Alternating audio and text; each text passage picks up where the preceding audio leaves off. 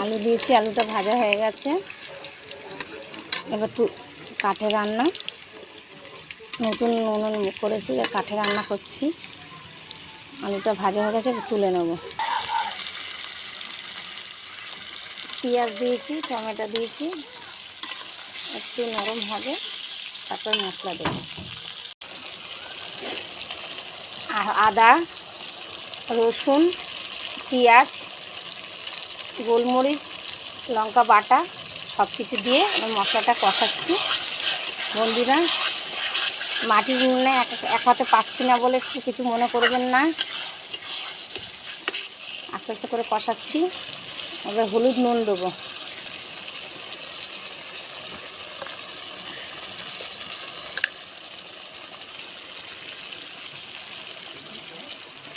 হলুদ দিলাম,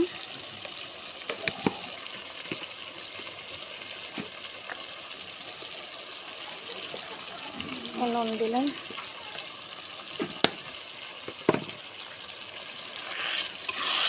এবার এসব কষাচ্ছি।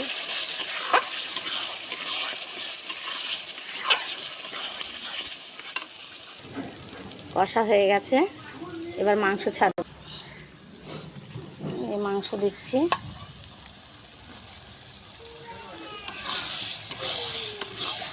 মাংস দিয়ে কষাচ্ছি। মাংস দিয়ে কষাচ্ছি। এটা হচ্ছে দেশি মোরগ।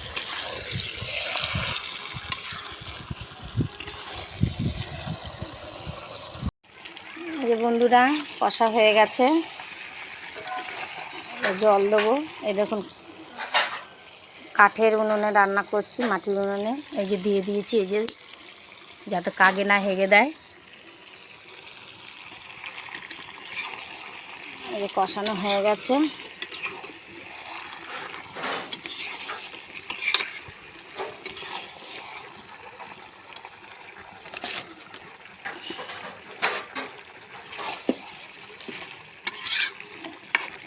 তেল বেরোলেই এইবার জল দিয়ে দেবো।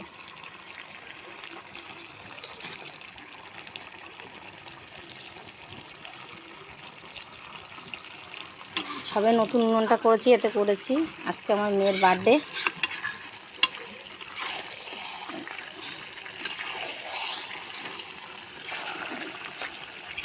কষা হয়ে গেছে, একটুখানি বাকি আছে। ধুমো তো দেখা যাচ্ছে না বন্ধুরা। এই যে কাঠের উনুনে রান্না হচ্ছে। এই যে ছাঙুর দিয়েছি উপরে।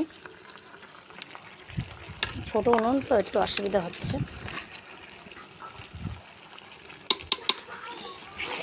ভালো লাগলে বন্ধুরা,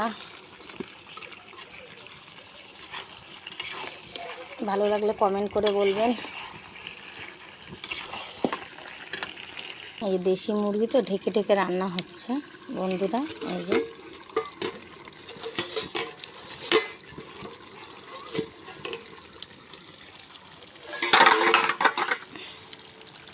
যে তেল ছেড়ে দিয়েছে,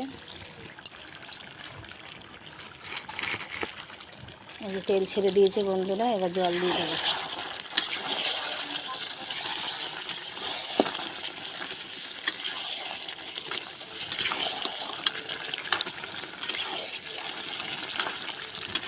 অনেক বেলা হয়ে গেল রান্না করতে করতে।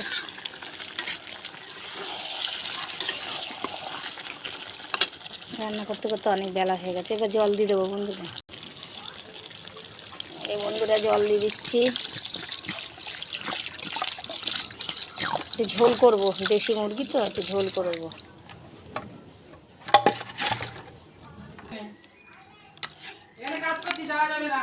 এই যে জল দিয়ে দিয়েছি। এবার আলুগুলো দিয়ে দেবো। আলু সিদ্ধ হয়ে গেছে আগেই। এই যে একটু ঝোল করবো, দেশি মুরগি তো, মোরগ আছে।